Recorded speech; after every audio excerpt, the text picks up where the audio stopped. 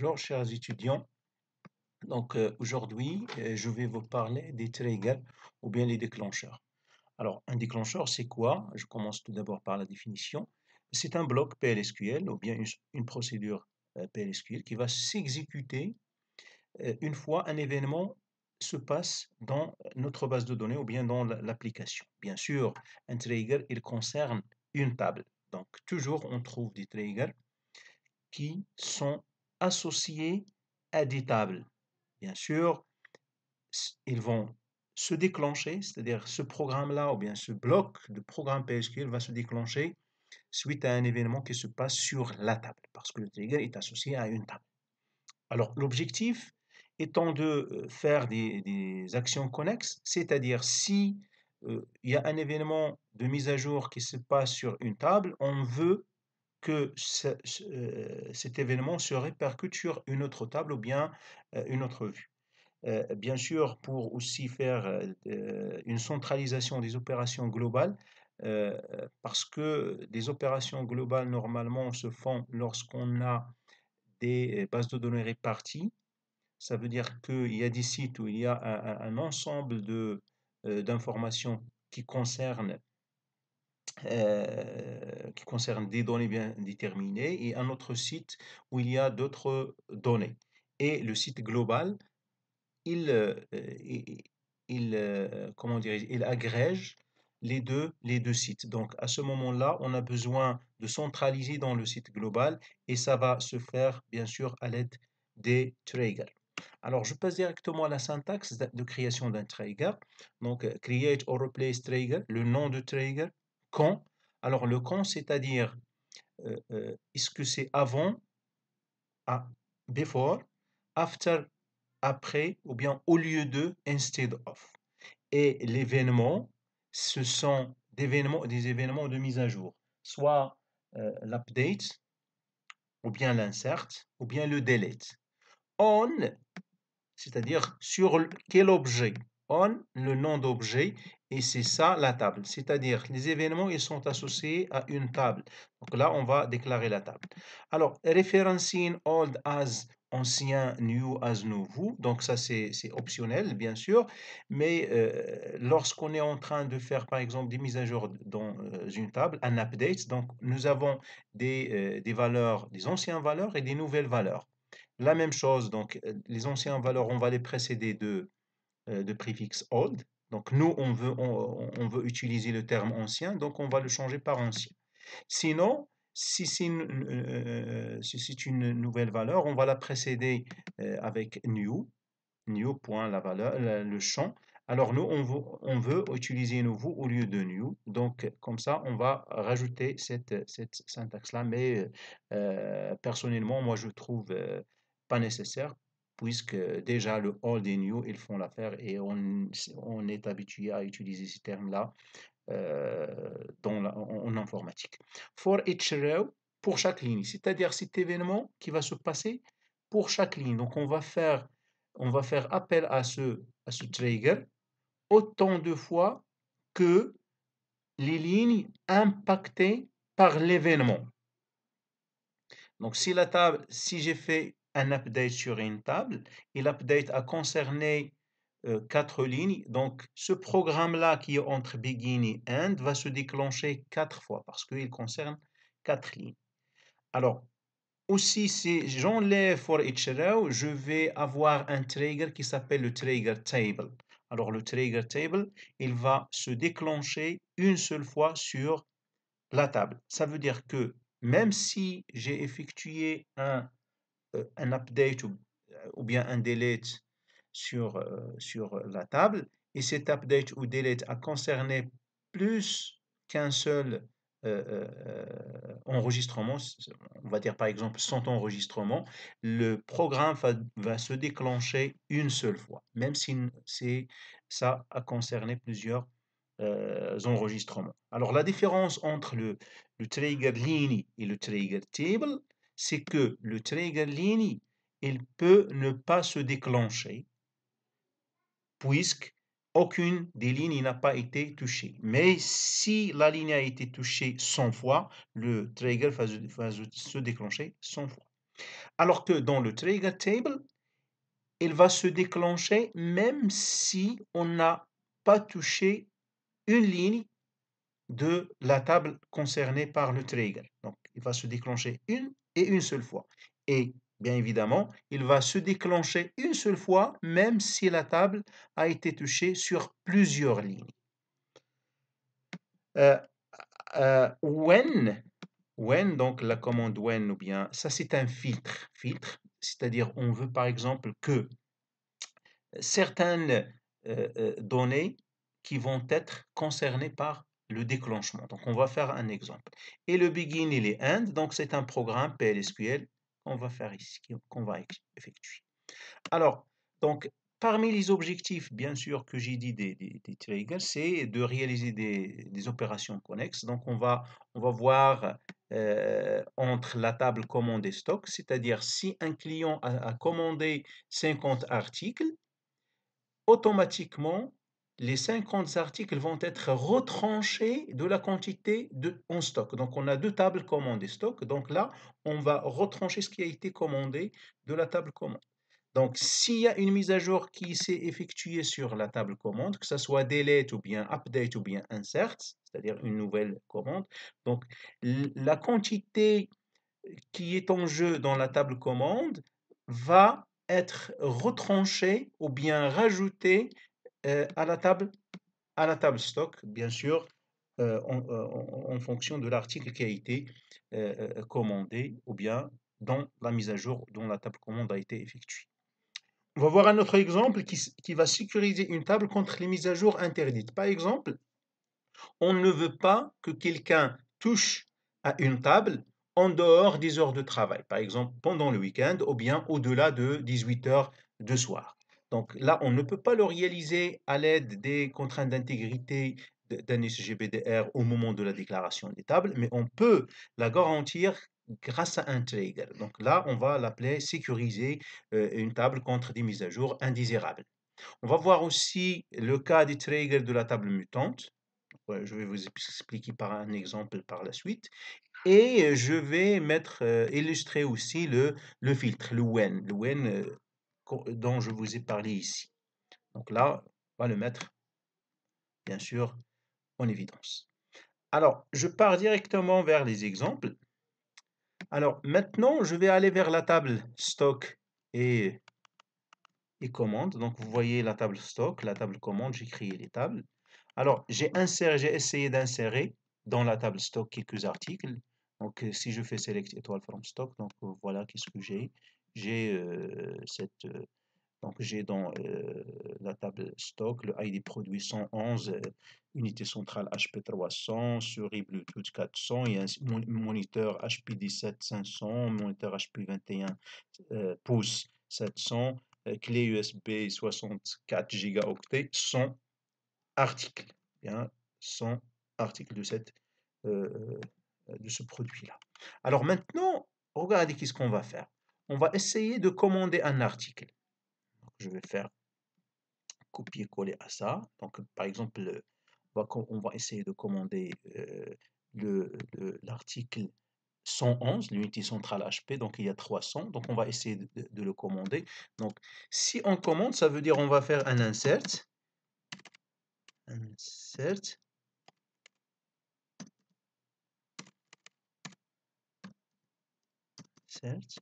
into commande. Bien sûr, la commande, ça va se ça va se manifester par un insert into commande values.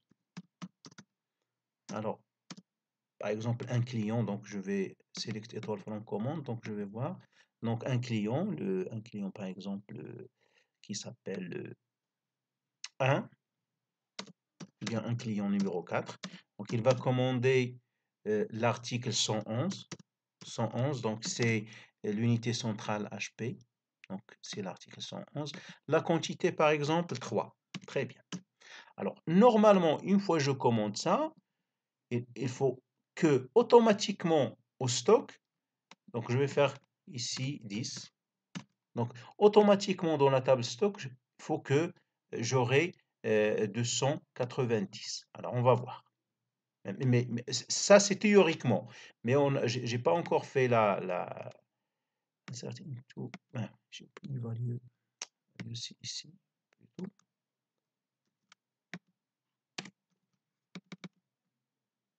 Donc, voilà, une ligne a été insérée, donc je vais vérifier. Effectivement, elle a été insérée, voilà, donc 4, il a commandé donc 10. Maintenant, je vais voir au niveau de stock. Est-ce que la quantité de produits 111 a été diminuée, a été retranchée? Donc non, il n'a pas été retranché. Donc je suis dans, dans une incohérence. C'est-à-dire, il y a un client qui a commandé 10 et on va se retrouver avec 300 dans le stock. Un autre client arrivera, s'il veut commander 300, donc le commercial va consulter la table stock, il va retrouver 300, donc il va lui accorder les 300, alors que quelqu'un a déjà commandé 10. Normalement, lorsqu'il va consulter le commercial, lorsqu'il va consulter la table stock, il va retrouver 290. Alors, pour ce faire, il faut réaliser un trigger. Donc, vous voyez ici un trigger, on va l'appeler vente. Alors, bien sûr, ça, c'est pour par l'insertion.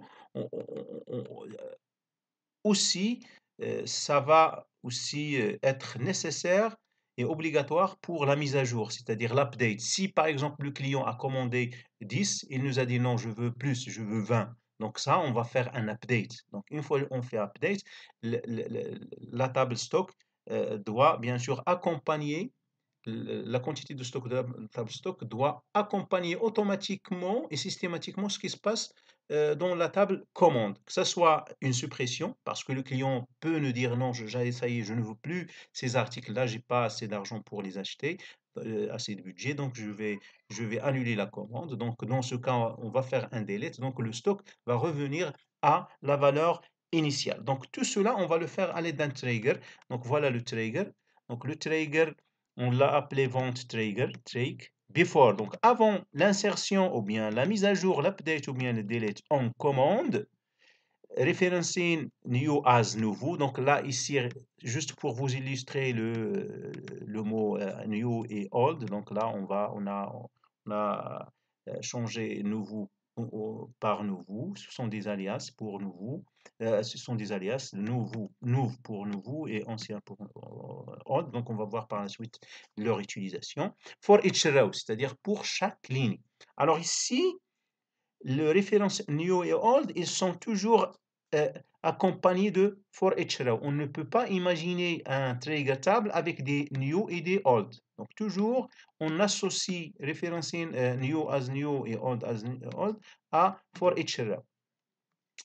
Alors, begin.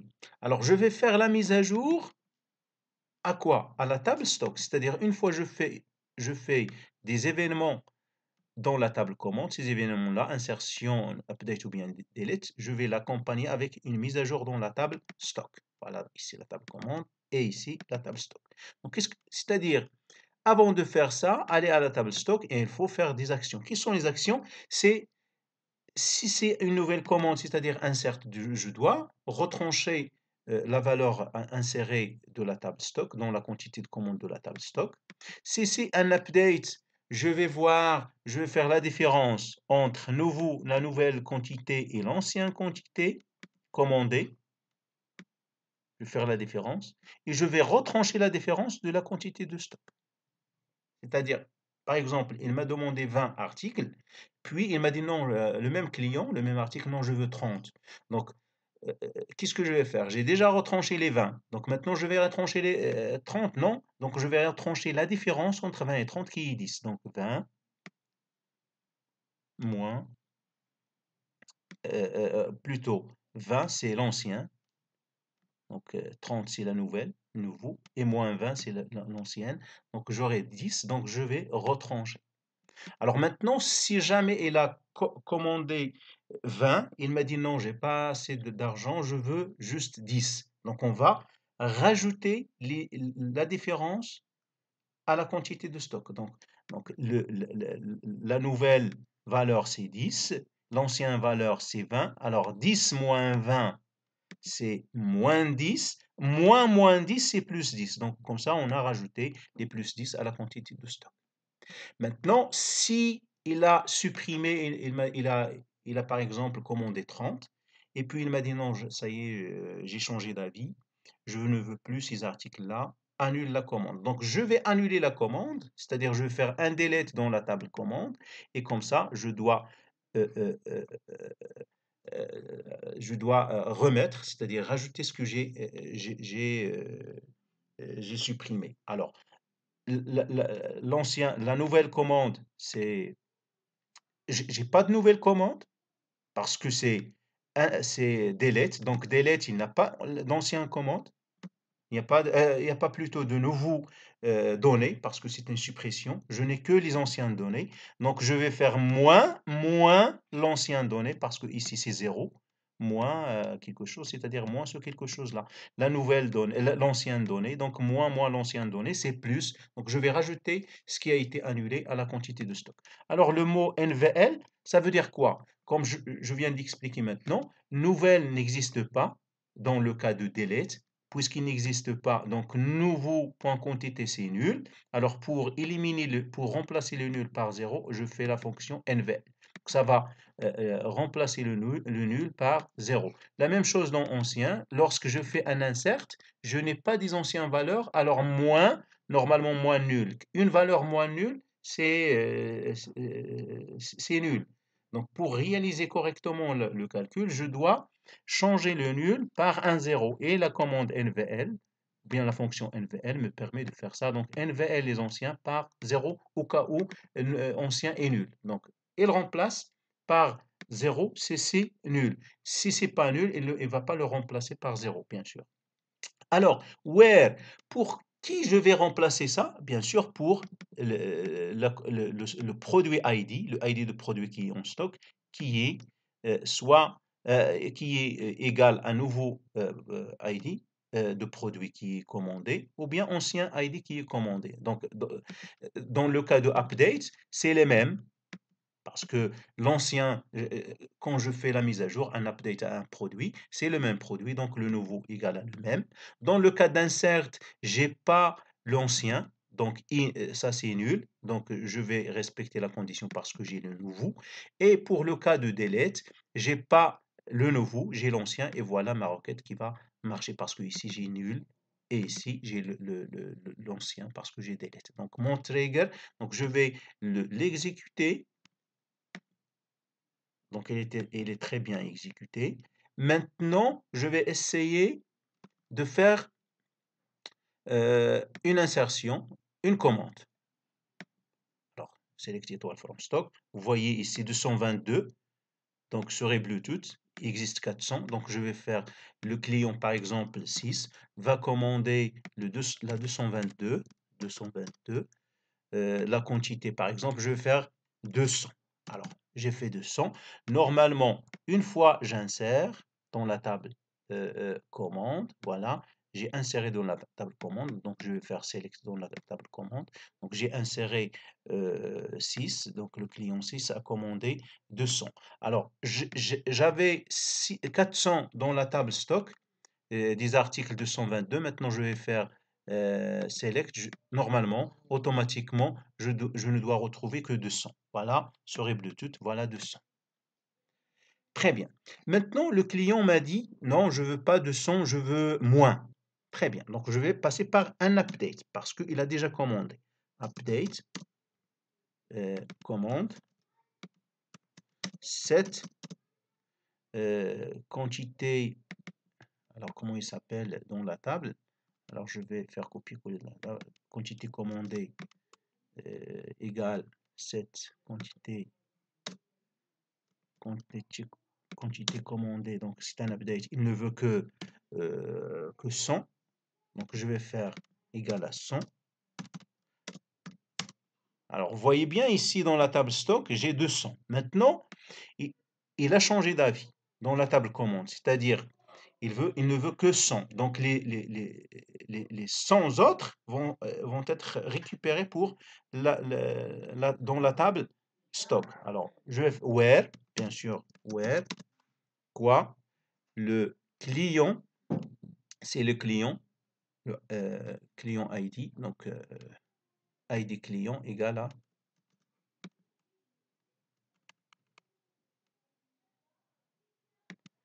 client ID égale à 6. And, bien sûr, and ID Pro CM, commandé, and ID Pro CM égale, bien sûr, qu'est-ce qu'il a commandé? C'est la 222. Très bien. La 222. Alors, j'ai ici 200, donc il a déjà commandé 200. Maintenant, normalement, la quantité commandée, c'est 100.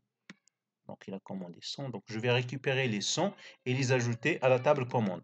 Vous voyez dans la table commande, j'ai 300 dans la 220, dans la table stock plutôt. Donc, qu'est-ce que j'ai? J'ai dans la 222, 200. Alors, une fois que je fais cette mise à jour, j'aurai ici 300. Très bien. Donc, je vais faire l'update.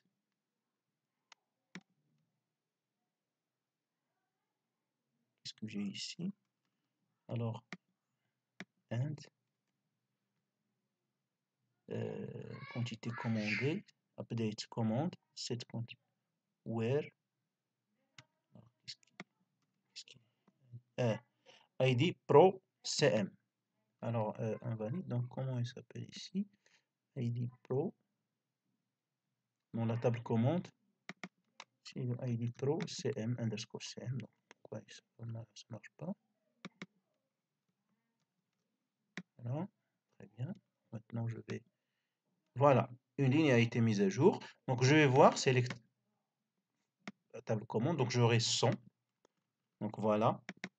Et dans la table stock, j'aurai 300 parce que je vais récupérer les 100 pour la 222, j'aurai 300. Oui.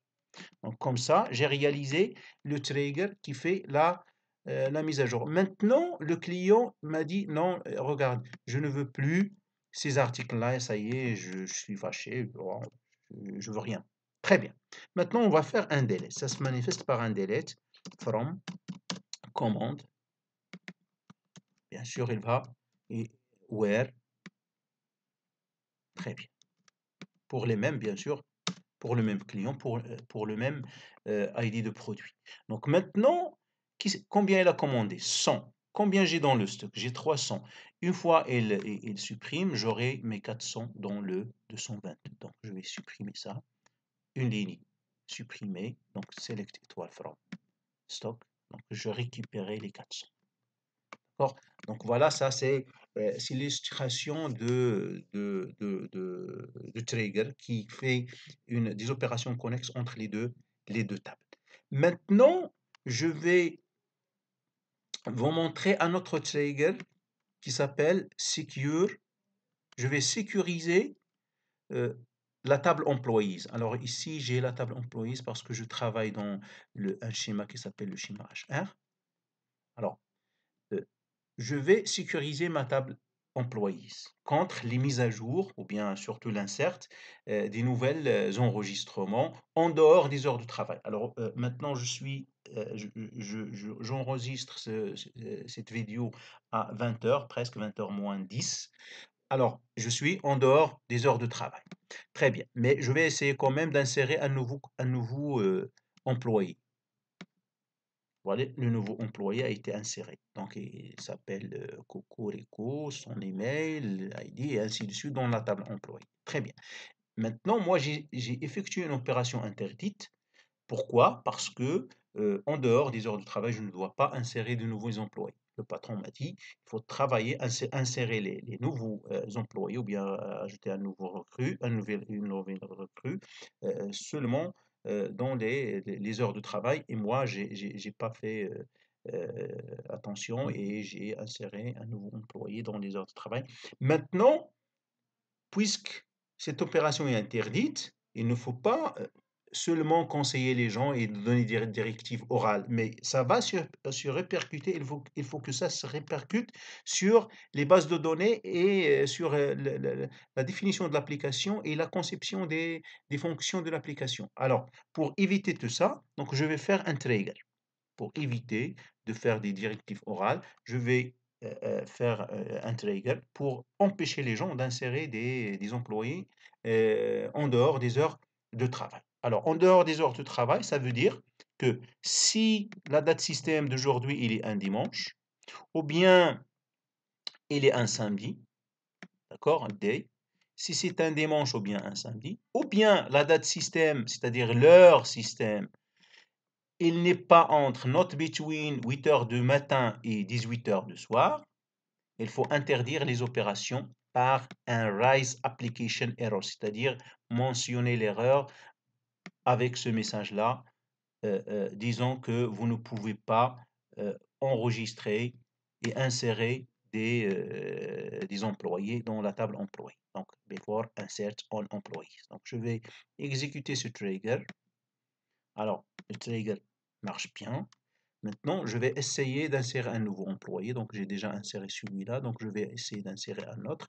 Donc, je vais faire par exemple 6, 7, 8, Coco 2, Rico 2, Mail c'est Cocorico 2, et ainsi de suite. Donc, le reste, c'est pas grave parce que c'est pas obligatoire de le changer.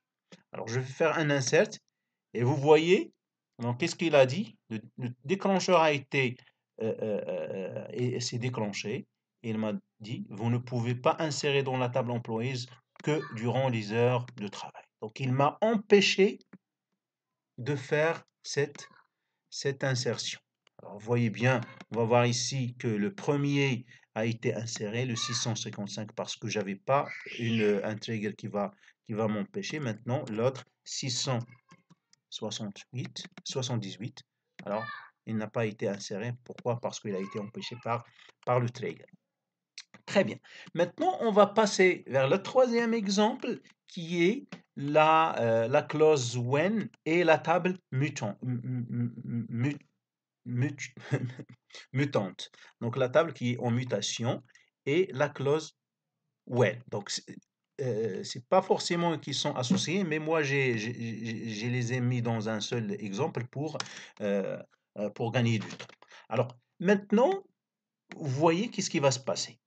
Je vais interdire, ou bien interdire au client de ne pas, le fait de ne pas commander l'article 555. Ce sont des clés USB, je crois, donc je vais revenir à la table des clés USB, moins que une quantité de 3, c'est-à-dire plus que 4. Donc, j'oblige qu'il commande plus que 4 articles ESP. L'article ID, ou bien le nom de produit, c'est 555. Alors, comment je vais faire? Alors, ici, le when, vous voyez, donc j'ai ici after insert, donc seulement dans l'insertion dans la table commande qui concerne l'article numéro 555. Donc, j'ai instauré un filtre ici. C'est-à-dire, je peux commander n'importe quelle quantité des autres articles, des autres produits, sauf celui-là. Donc, le trigger va se déclencher si l'article concerné ou bien le produit concerné, c'est le 555. D'accord? Alors, qu'est-ce qu'il va faire? C'est pour cela qu'on a fait when. Alors, vous voyez bien ici, j'ai pas fait référencer old as old et new as new. Donc, je vais travailler directement par new. Vous voyez, donc ici, new.id prod commandé 555. Très bien, j'ai travaillé directement avec new. If new quantité commandée, si la quantité commandée de cet article est inférieure ou égale à 3, je vais,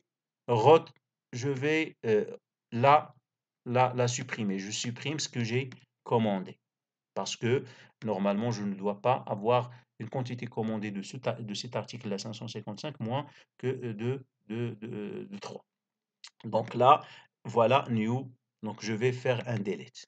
Très bien. Et je vais afficher, il faut commander au moins 4 articles de ce produit. Très bien. Alors je vais exécuter. Alors maintenant, on va essayer d'insérer dans la table commande.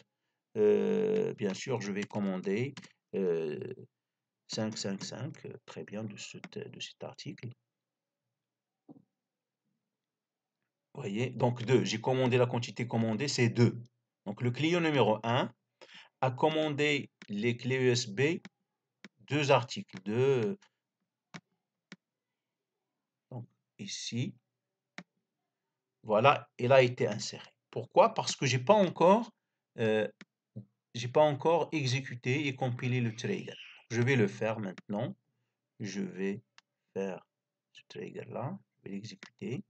Voilà, il a été compilé et exécuté. Maintenant, je vais essayer d'insérer. Alors, je vais essayer d'insérer. Très bien. Alors, vous voyez qu'est-ce qui va se passer. Donc, ici, il m'a empêché de faire, mais avec une erreur. C'est quoi l'erreur qui m'intéresse jusqu'à maintenant? C'est table is mutating. Trigger function maybe not it. Alors, ici, is mutating. Pourquoi is mutating? La table, elle est en mutation. Parce que, vous voyez, si je sélectionne commande, la table commande est concernée par le trigger et j'ai effectué une opération sur la même table. Alors, au moment où j'insère, je vais faire un delete, ce qui n'est pas normal parce que la table, elle est en mutation, donc je ne peux pas avoir la table dans le corps de trigger, la même table. Donc, pour résumer, dans un trigger, je ne dois pas avoir des commandes qui s'effectuent sur une table qui est concernée par le trigger. Donc ça, c'est interdit parce que le trigger va se décompiler, certes, mais avec une erreur au moment où je vais faire appel à ce trigger automatiquement lorsque je vais faire un événement qui concerne la table.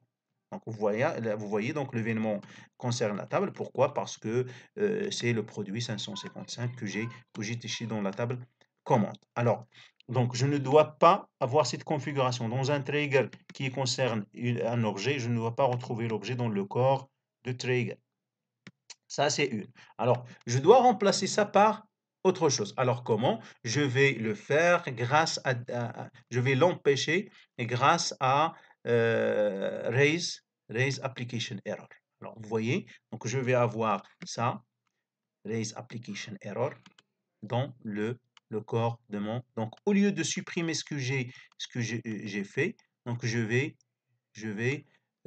faire un raise application error. Donc voilà, copier. Je vais supprimer ça et je vais mettre un message. Et voilà. Donc je vais faire ce message-là, comme ça, et j'enlève DBMS. Donc maintenant, j'ai remplacé par raise application error. Alors la fonction raise application error, il prend un message, un code d'erreur négative. Par exemple, ici, je vais faire 5 ici pour ne pas mettre le même. Commander il faut commander au moins 4 articles de ce produit. Et voilà, je vais recompiler, parce que ici, create or replace, je vais recompiler.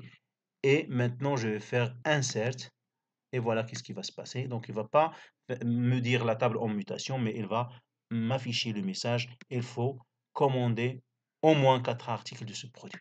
Alors, on voit bien ici que j'ai inséré. Alors, maintenant, je vais commander plus. 6.